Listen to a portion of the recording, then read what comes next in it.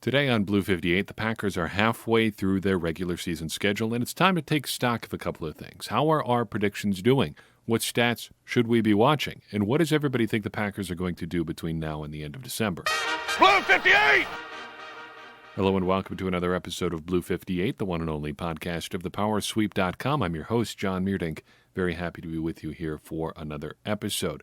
Got a lot I want to cover on this show. It's nice to be back after a little bit of a mini bye. The Packers, of course, played last Thursday, so that meant they have Sunday off. But between now and the end of the week, or end of the month, end of the year, there we got there. We've got a lot of Packers football to go. And the second half of the season, I think, is going to be exciting. But before we get to the second half, I think we should take a second and look back at the first half. We've got a couple predictions I want to take a look at, see how we're doing on a few of them. Going to check in on the stats that we track at thepowersweep.com, and also going to answer a few listener questions that relate to how the Packers have done so far. Before we get to that stuff, a couple announcements I wanted to make. If you are a regular YouTube listener, I'm very sorry about the late upload of the 49ers podcast. We, again, are having trouble with our podcast host and how that integrates into YouTube. They have no answers for why it happens this way. They continually blame it on YouTube, and when it comes to whose fault it is, it doesn't ultimately matter to me, but I kind of don't think it's the giant tech company that seems to have YouTube figured out pretty well. So we are actively exploring options for going a different direction there. I don't know if anything will happen. We may just have to ride it out. This may just be how it is, but I'm frustrated by it, and I'm sorry that things have been this way. But look at it this way. You're going to get a couple episodes here back-to-back because the episode from last Thursday finally uploaded today, Tuesday afternoon, as I was preparing for this one. Mysteriously went through as soon as I reached out to customer support for the upteenth time. Imagine that. And it's Google's fault. Anyway, that's neither here nor there.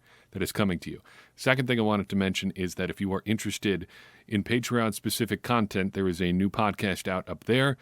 For Patreon subscribers, we talk a little bit about running backs, about EPA, and then about some of my favorite Packers players from throughout my time as a Packers fan. So if you're interested in that, $1 per month gets you into the Patreon club.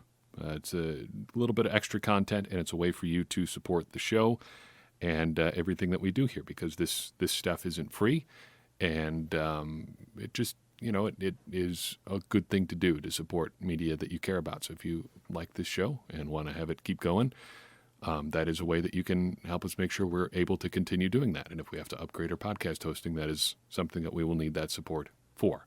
Anyway, some predictions. Not predictions for the second half, but looking back at our predictions for the first half. I don't love making predictions, but one of the most fun things to do in this entire ongoing experiment that is covering the Packers this way is taking a look at predictions at various points throughout the calendar year. At the beginning of training camp or around training camp time, we make predictions for the season. We review them at the end of the season, and I thought it would be good to take a second and check in on some of the predictions that we've made. Got a few that have already come true. We've got a couple that are already wrong. We've got some that are looking good, that are on pace here, and a couple that are looking real bad. All right, so let's start at the very top. A couple that are already correct. I predicted that Jared Veldheer would not play a snap for the Packers this year, and he has subsequently retired. He's not going to play for anybody at all. This is a very good problem for the Packers to have. They just couldn't find a place for Jared Veldheer on their roster, even if they were interested in having him. They just don't need him. On top of that, because of everything that they've tried on the offensive line has worked. Billy Turner has shown that he can play left tackle and right guard, which is great. Rick Wagner has been a solid pickup at right tackle as well. Elton Jenkins can do everything that there is on the offensive line. Lucas Patrick has been a good hole plugger in relief of Lane Taylor, who was great before he got hurt. And, of course, Corey Linsley just keeps humming along, being the great player that he has always seemingly been, just his normal, consistent self. So that one was correct. It was correct even more than I imagined it would be, because my thinking was they just weren't going to sign him because they didn't want to pay him. And they had already paid Rick Wagner, so why would you bring back Jared Veldheer? Turns out they need him even less than we could have imagined it, and that is a really good thing for the Packers. Second thing that we got right almost immediately out of the gate is that John Lovett, the practice squad fullback / tight end / probably emergency fourth string quarterback, would be on the active roster at some point this season. And lo and behold, he ended up on the active roster in week 1. And that's been kind of fun to watch. He hasn't been nearly as exciting as I think Josiah DeGuara would have been, but he's been at least an interesting prospect, and he is definitely a fullback. He's not a tight end, no matter what the Packers might have you believe on the roster sheet. A couple of things we've already been wrong about. Well, first and foremost, Tramon Williams is not going to be playing any games for the Packers this year. I thought at some point he would end up on the Packers roster, maybe down the stretch here, when they would need an additional defensive back. As it turns out, even between the time when I was prepping the show and now, he has gone off the market completely. He has signed with the Baltimore Ravens, which is probably a really good pickup for them, because if you just need a guy to play 40 snaps a game of reasonably good defensive back play, Tramon Williams is probably your guy, and he's probably going to be that kind of guy for the next 10 to 15 years. I would not bet against 50-year-old Tramon Williams going out and giving somebody a dozen snaps in a random game and looking pretty okay doing it. It's mostly joking, I think, but, you never know. A couple that are looking pretty good. Counting stats are going bananas for the Packers this year. One of the things I predicted at the start of the year was that Aaron Rodgers would throw for 30 or more touchdowns this year. He's been kind of on a downswing as far as touchdown totals the last couple of years, but he is very close to 30 already and will probably easily surpass that total this year. Also predicted that Devontae Adams would go over 1,000 yards, which has been kind of an interesting hurdle for him to reach. He's had one 1,000-yard season and 2 seasons within 3 yards of 1,000 yards without going over, which is just crazy to think about, just the way that is lined up. He's probably looking at those had 1,000-yard seasons wiped out by penalty. I'm just assuming that's true, like a 10-yard pass or a 5-yard catch or whatever, getting wiped away because of a holding penalty or something like that. It has to have happened. But he's probably going to easily clear 1,000 yards so far this year. Aaron Jones, I thought he would go for more than 1,000 yards and fewer than 19 touchdowns, which is what he scored last year. It looks like he will still probably get to 1,000 yards if he can come back and be pretty consistent over the last 8 games of the season. But we did kind of write an injury provision into predictions too. The bad predictions are the ones that I think are the most interesting. First, I predicted that rookies would start fewer than 6 games total this year. This is going to probably be broken by Chris Barnes and Kamal Martin together. Both of them have been, I hesitate to use like the word revelation, but they've been pretty solid at inside linebacker. And it's probably, not that it's saying a lot, this is probably the best inside linebacker group the Packers have had in quite a while. And as a result, they will probably end up starting more than 6 games total together. I also predicted that A.J. Dillon would end up outsnapping Jamal Williams this year. The thinking was down the stretch, A.J. Dillon gets integrated into the offense. Jamal Williams kind of fades away as the Packers prepare to move on from him in the offseason. That has really not been the case. Jamal Williams is fairly entrenched in the offense, and it's really not clear what A.J. Dillon's role is at all, or even if he is a good fit for what the Packers are trying to do on offense. He doesn't seem particularly comfortable in the wide zone type scheme. He doesn't seem terribly natural as a receiver out of the backfield. This is not looking like a great pick here. It's 8 games in. Yeah, sure, whatever. But still, it's not looking good for A.J. Dillon so far. This one is the funniest to me. I predicted that Jace Sternberger would lead the Packers tight ends in catches. I'm not thinking that's super likely anymore. Unless something terrible happens to Bob Tonyan, I don't think Jace Sternberger is going to supplant him in the lineup. That may not be a good thing for the Packers overall, given that he was a 3rd-round pick a year and a half ago. But given how Tonyan is producing so far, I don't think anybody's really too broken up about it either. Now, you can do the opportunity cost and say, yeah, well, they could have picked somebody else in the 3rd round. That is fair. That is true. But this is what we've got right now. And Sternberger is not going to lead the Packers tight ends in catches this year, seems like. Finally, I predicted the Packers defense, and this is not a complete list. of predictions, by the way, but these are just the ones that I thought were the most interesting. Predicted that the Packers defense would not be worse than 20th by DVOA. They are 21st currently. If they can't get above 20, I'm not saying they have to be a top 10 defense in the league, but if they can't get to like 14 to 16, at least middle of the pack, it's going to be the Packers' undoing in the playoffs again. They need to at least show some signs of life. And as we transition to talking about some of the Packers' stats that we track at thepowersweep.com, I think there is reason to be optimistic. We'll talk about that in just a second.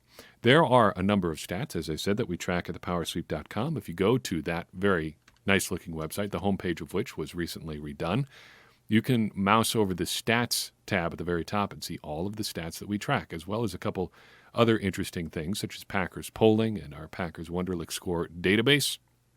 But you can see all of the stats that we track for you and for our own learning purposes. But check those out, and we're going to talk through a couple takeaways from each of them so far this season. The Aaron Rodgers adjusted net yards per attempt tracker is my favorite one to update every week because you can really see where he is trending as a quarterback this season and within his career as a whole. Right now, he is playing well, but this tracker, looking back over the last 4, 8, and 16 games, he really hasn't overcome all the inertia from last year's bad finish. So down the stretch last year, Aaron Rodgers' stats really kind of took a bit of a dive.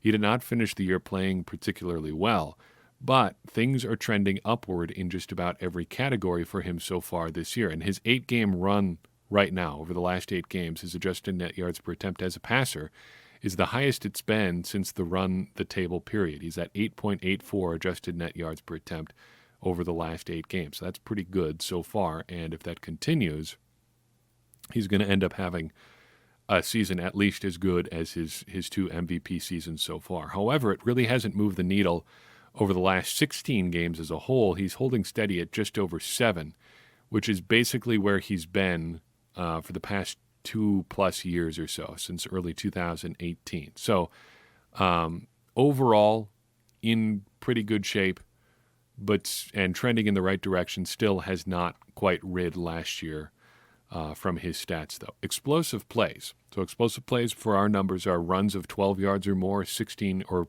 receptions of 16 yards or more. And the more explosive plays you get, the better your offense tends to do because they lead to scoring plays more often than not. So far this season, the Packers are on pace for their most explosive offense since 2014. They have 61 explosive plays through 8 games, and Davante Adams is on pace to post his second-best total for a full season. It's going to be at 26 if his 8-game pace continues, and as you recall, he has not played all 8 games so far. Aaron Jones is on pace to be close to where he was last year, even though he has missed a couple of games. Outside of those two, the Packers have very little explosiveness, which I think is more or less what we thought would be the case for this offense. But still, they could use an additional playmaker, and potentially with Allen Lazard coming back this week, they may be able to get just that.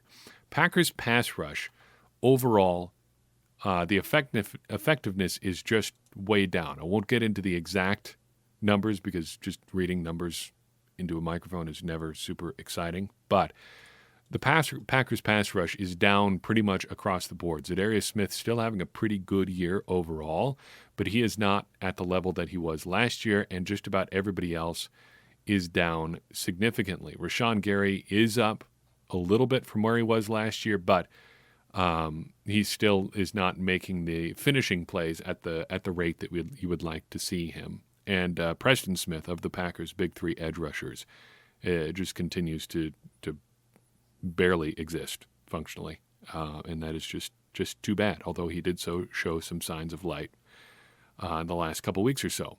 However, I think there is reason to be hopeful here. Kenny Clark is clearly not back to 100% just yet, and I would be not shocked at all for him to continue to dominate in the second half of seasons, as has been sort of his trend over his career to date. So I expect him to come on down the stretch here.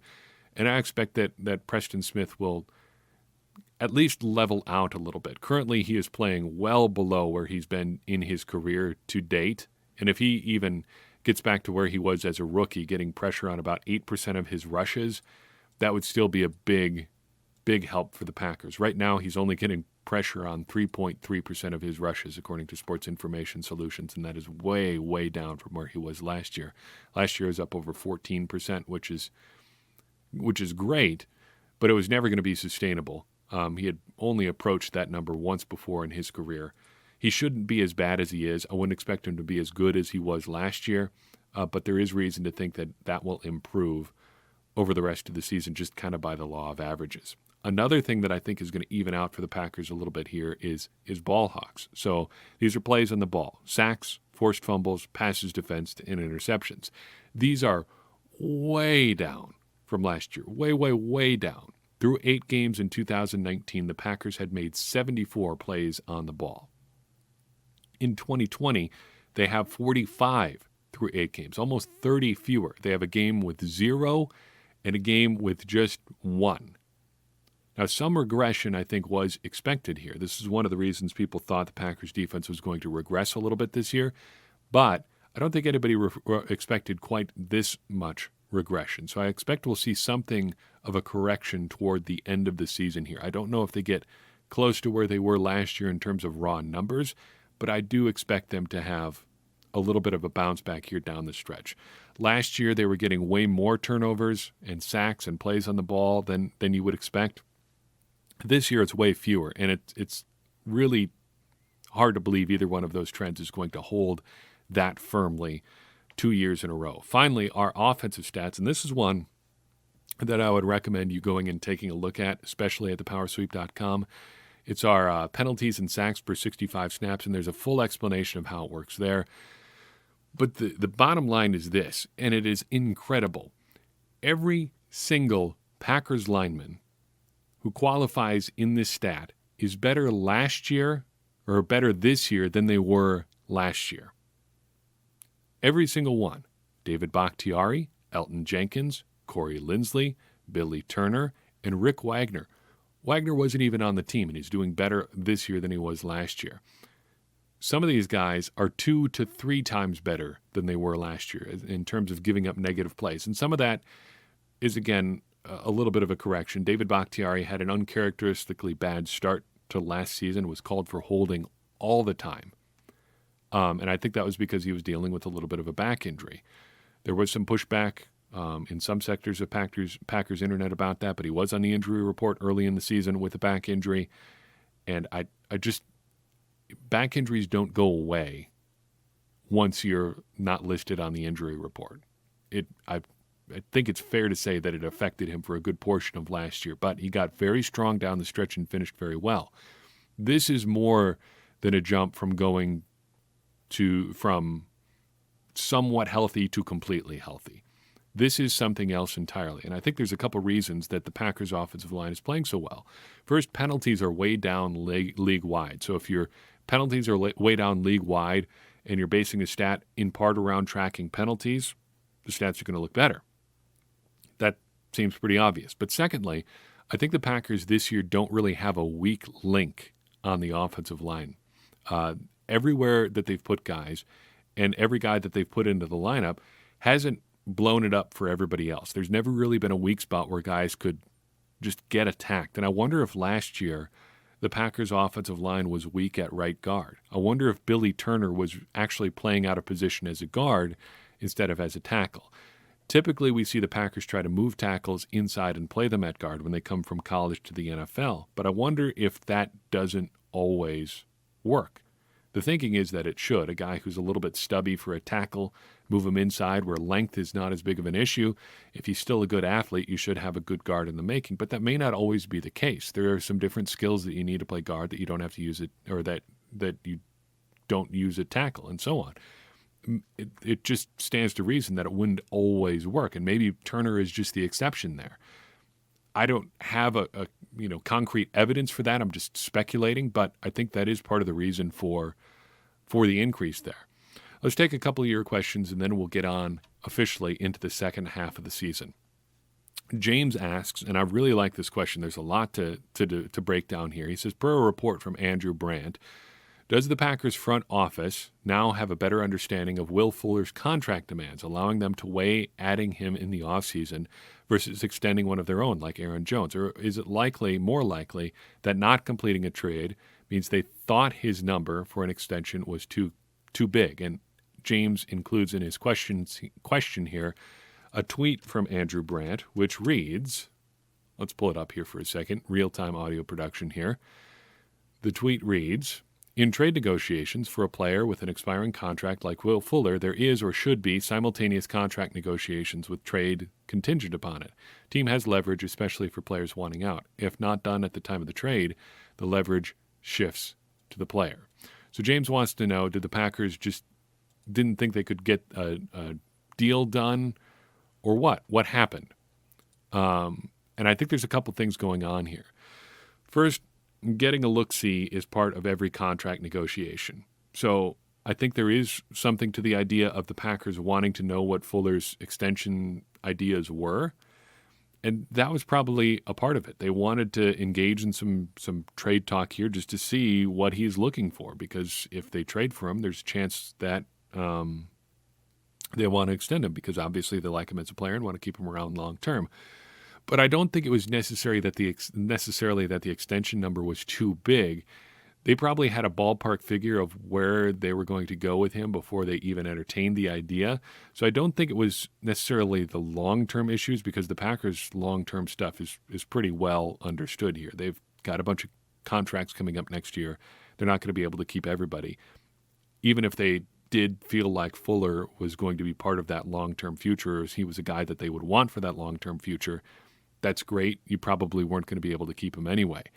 I think they just simply didn't want the rental here. I think they just didn't want to have him for 8 games or whatever it was going to be, 7 games if he wasn't necessarily ready to go this week or whatever, and just said, we're not going to pay a second-round pick for that.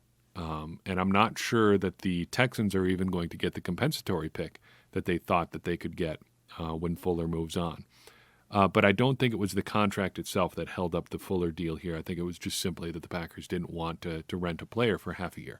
Now, just imagine, again, if there was some sort of league-wide meeting every year in the spring where the Packers could have drafted a receiver, did I use the word, acquired a receiver for, say, a comparable cost that you would have had salary control over for a specific amount of time.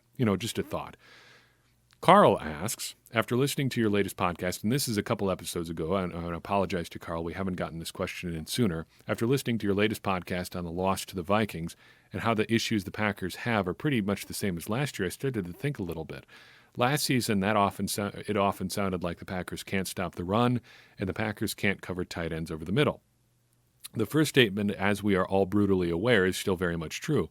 But what about the second one? My amateur eye tells me that the Packers haven't conceded too many explosive plays from tight ends. However, it'd be interesting if someone with some better knowledge and access to stats could study this. With 7 games played and having faced T.J. Hawkinson, Kyle Rudolph twice, Jared Cook, Rob Gronkowski, etc., there might be enough significant data to draw conclusions from. Really like that question, Carl. Thank you for asking. And James as well. If you've got a question, the powersweep1959@gmail.com is the best way that you can get in touch with the show.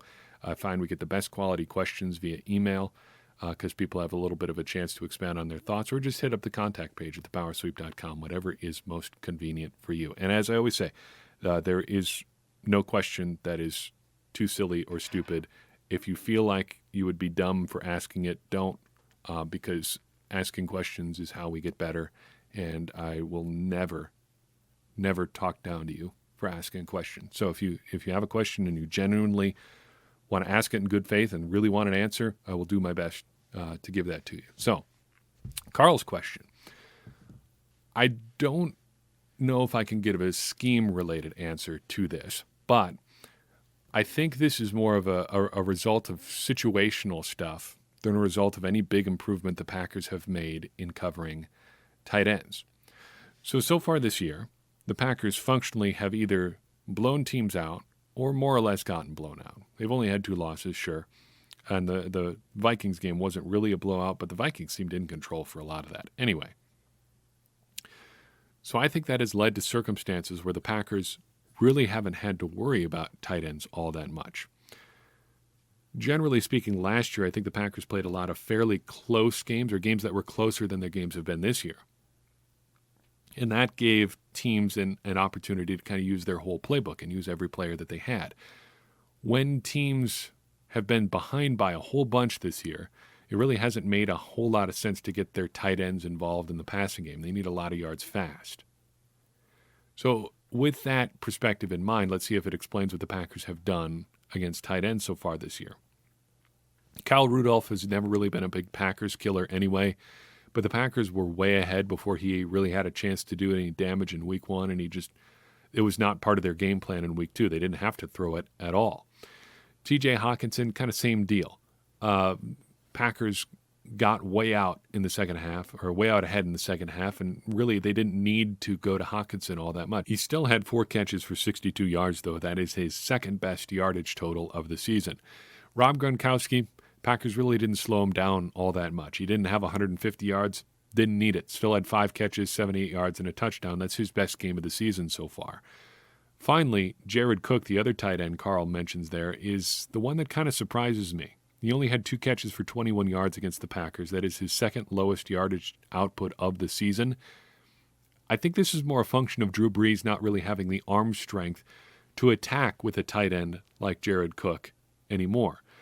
He can't really attack the intermediate and deep middle of the field. Against the Packers, it seems like tight end seam routes would just be a killer, and Jared Cook is the kind of tight end who can run it. Brees just couldn't throw it.